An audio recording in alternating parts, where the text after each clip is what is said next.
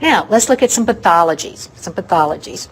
Now, signs and symptoms. So these are signs and symptoms differentiated from pathologies, as in these are the smaller things that can indicate a larger problem.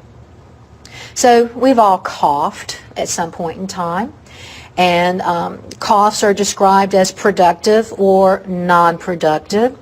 A productive cough is a wet cough, so we are hacking up that sputum. Non-productive is a dry cough. It's harder to get that sputum out. Now, all of these terms you need to know. Epistaxis is nosebleed. Another word for nosebleed, use the combining form rhino, and then ask yourself, what is the suffix that means bleeding? Bleeding, not rupture, bleeding. And that would be rhagia.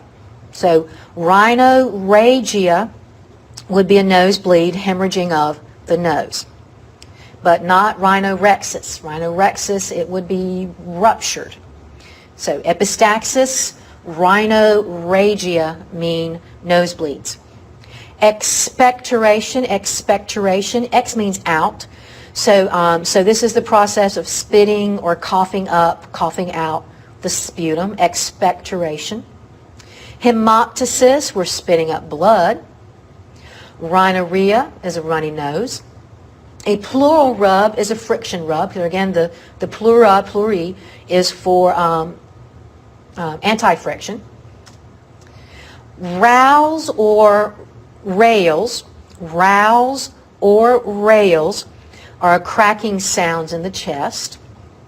Rhonchi, not bronchi, rhonchi are these crackling sounds in the throat.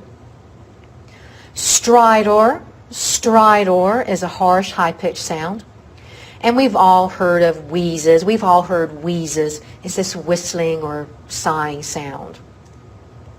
Some other signs and symptoms that you need to know. Dysphonia, hoarseness, sneezes. Bradypnea or bradypnea, not Brady-nea. Bradypnea, someone's breathing slowly. Kusmal, just know that's a sign and symptom. I've got an illustration in a bit. Apnea or apnea, means someone has stopped breathing. Dyspnea, orthopnea. Tachypnea.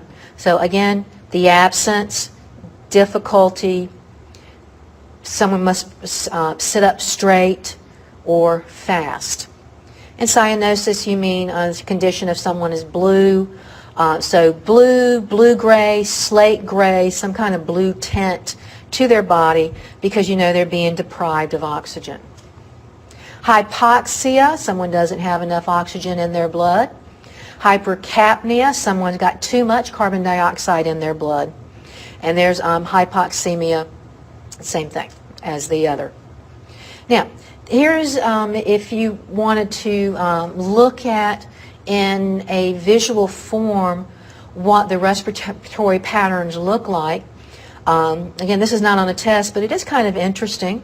You can see that eupnea, number one, eupnea, there's a nice even sine wave, a little up and down.